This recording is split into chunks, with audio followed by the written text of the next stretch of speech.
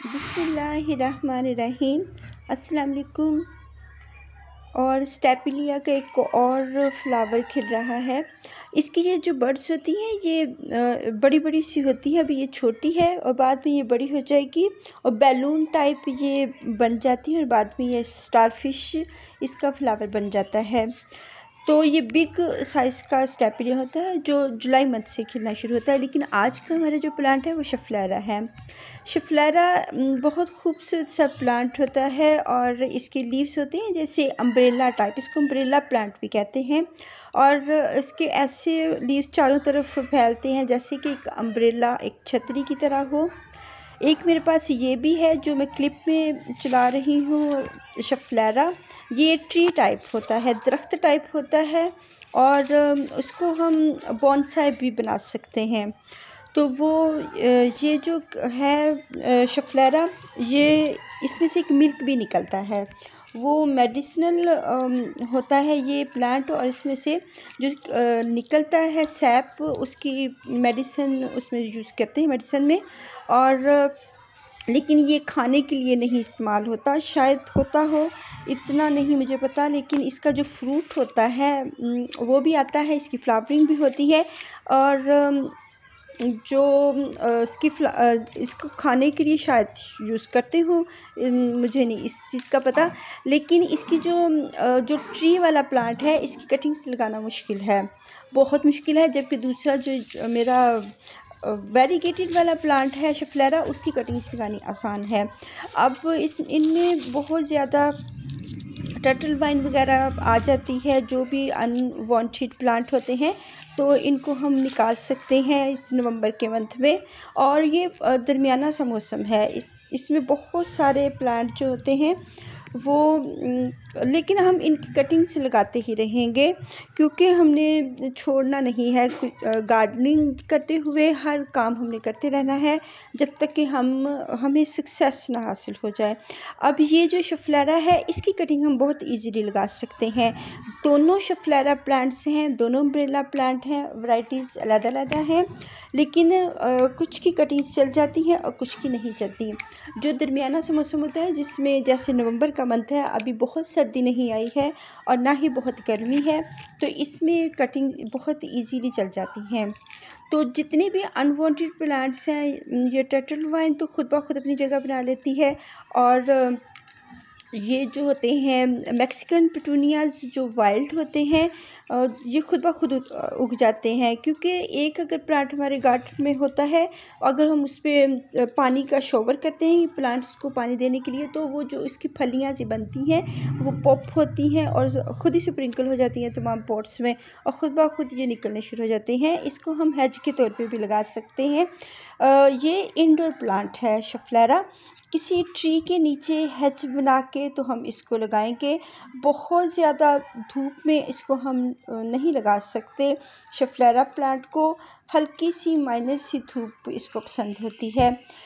शफलेरा plants की जो soil की बात करें तो इसको बहुत ज़्यादा सॉइल पसंद होती है, बहुत ज़्यादा खाद वाली पसंद नहीं होती। अगर हम बहुत ज़्यादा इसमें खाद यूज़ करते हैं तो ये बर्न होना शुरू हो जाती है इसकी लीव्स। और ये एक ऐसा प्लांट होता है जिसको हम बहुत ज़्यादा जिसकी केयर नहीं करते हैं खाद के मामले में, खाने के मामले में। कुछ प्लांट्स को खाद हम दे सकते हैं, जैसे सब्जियों को, वेजिटेबल्स को और फ्रूट्स वगैरह को हम बहुत अच्छी सी खाद देते हैं, उनको बार बार देनी भी पड़ती है उनको फ्रूटिंग करने में या वेजिस बनाने में। तो लेकिन ये जो प्लांट है शफलेरा, इसमें फ्लावरिंग भी होती है और इसमें फ्रूटिंग भी होती है। मैंने हल्के से इसका एक फ्लावर देखा था, लेकिन इसकी फ्रूटिंग नहीं मैंने देखी क्योंकि मैंने बिल्कुल जो मेरे टेरेस में है, गर्मियों की धूप आती है, उसमें गर्मियों की धूप से तो इसको बिल्कुल बचाना होता है। इसके जो लीव्स है वो बर्न होना शुरू हो जाते हैं, इसको बिल्कुल भी धूप पसंद नहीं है और सर्दियों में टेरेस में धूप आती नहीं है। अब ये 1-2 पॉट हों तो बंदा अपनी 3rd फ्लोर पे लेके जा सकता है, लेकिन इतने ज़्यादा पॉट को हम कैसे शिफ्ट कर सकते हैं? नहीं कर सकते, वहीं के वहीं पड़े रहते हैं। और गर्मियों की धूप इनको पसंद नहीं है और सर्दियों में मिलती नहीं है, तो फ्रूटिंग मैंने इसकी नहीं देखी। तो वैसे भी ये इंडोर प्लांट है और इसको हम किसी ट्री के नीचे रखेंगे। ट्री के नीचे हम इसको रख सकते हैं और इसको लगा सकते हैं। इसकी हम हेज बना सकते हैं, बाड़ लगा सकते हैं। बाड़ वहाँ पे लगाएंगे जहाँ पे धूप नहीं आती, क्योंकि ये जो अम्ब्रेला प्लांट है जो वेरीगेशन वाला है, जिसमें ये मेरा वेरीगेटेड प्लांट है, इसको धूप बिल्कुल भी नहीं पसंद। दूसरा तो फिर भी बर्दाश्त कर लेता है, लेकिन इसको धूप बिल्कुल भी नहीं पसंद। ज़रा सी धूप आएगी, ग्रीन नेट के नीचे भी पड़ा होगा तो इसमें हम नहीं उसको छुपा के रखेंगे प्लांट्स के पीछे, क्योंकि इसकी हम ऊपर से भी कटिंग लगा सकते हैं और इसके जो बेबीज आते हैं उसकी भी हम कटिंग्स लगा सकते हैं। अब मैं उसको ख़राब नहीं करना चाह रही, उसका ऊपर का पार्ट काट के तो मैंने ये जो मेरा मदर प्लांट्स है इससे मैंने बहुत सारी कटिंग्स उतारी हैं। जब हम ऊपर से पिंच करते हैं तो नीचे से काफ़ी ज़्यादा ब्रांचेस आ जाती हैं, ऊपर की कटिंग भी लगा लेते हैं और नीचे जो ब्रांच होती है उसमें भी बहुत ज़्यादा ये बेबी प्लांट्स बन जाते हैं। लेकिन अब मैं इसकी फ्लावरिंग देखना चाह रही हूँ, क्योंकि फ्लावरिंग तो ऊपर होगी, वो बॉटम में नहीं होती, वो इसके अपर साइड पे जो ऊपर जो जब ये बहुत फुल भर चुका होता है तब फ्लावरिंग होती है किसी भी प्लांट की। तो इसकी आप जगह जगह पे कटिंग्स लगा सकते हैं। इसको मैंने छुपा के प्लांट्स के नीचे इनकी कटिंग्स लगाई हुई। एक ये भी भर चुका है और भी काफ़ी जगह पे मैंने कटिंग्स लगाई हुई हैं, जो कि मेरे काफ़ी जगह पे ये प्लांट्स हैं पड़े हुए हैं। तो इनको हमने बिल्कुल छुपा के रखना है बहुत धूप से, और इसको वाटरिंग पसंद होती है, इसको वाटरिंग बहुत पसंद होती है। और शफलेरा को जब हम इसकी सॉइल ड्राई होगी फिर हम वाटरिंग करते हैं, क्योंकि जब अगर हम बार बार वाटरिंग करते रहेंगे तो कोई भी प्लांट रोट हो सकता है। तो जो उसकी कटिंग्स होती है हम शेडी एरिया में लगाते हैं, लेकिन इसको जब हम वाटरिंग करते हैं, जब सॉइल ड्राई हो जाती है तो फिर वाटरिंग कर देनी है। तो अगर हम तो काफ़ी दिनों तक इसको वाटरिंग ना भी करें, नहीं करते हैं, तो ये फिर ख़राब होना शुरू हो जाता है। इसको वाटरिंग पसंद है, इसके पत्ते थोड़े लटकना शुरू हो जाते हैं। ठीक है, इंडोर प्लांट है और हम 2-3 दिन के लिए इसको ड्राई सॉइल में रख सकते हैं।